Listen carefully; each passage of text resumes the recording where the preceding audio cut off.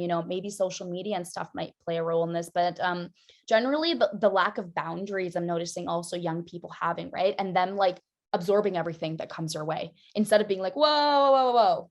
Do I want this to let this affect me, right? Am I going to let this into my bubble and my space as well? Just a lot of that, lack of boundaries and just everything coming their way, and everything is because they're a horrible person and they're not good enough.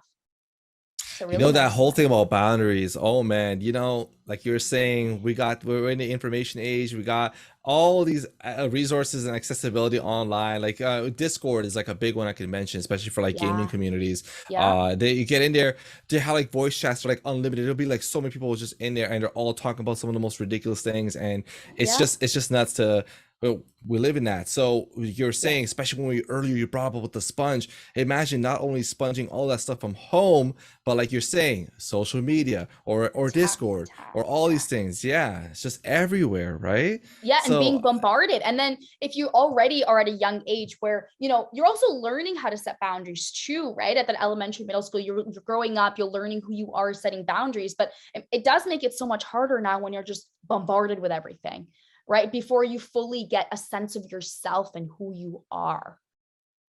It could be like almost as if we're talking about a rush development too. You're trying to get pushed through these things real quickly instead of, like you were mentioning, we used to have time to be able to come into who we are. Whereas now, like you're saying, bombarded by a lot of stimuli, you never know. Like you have to constantly question now in the state of age, right?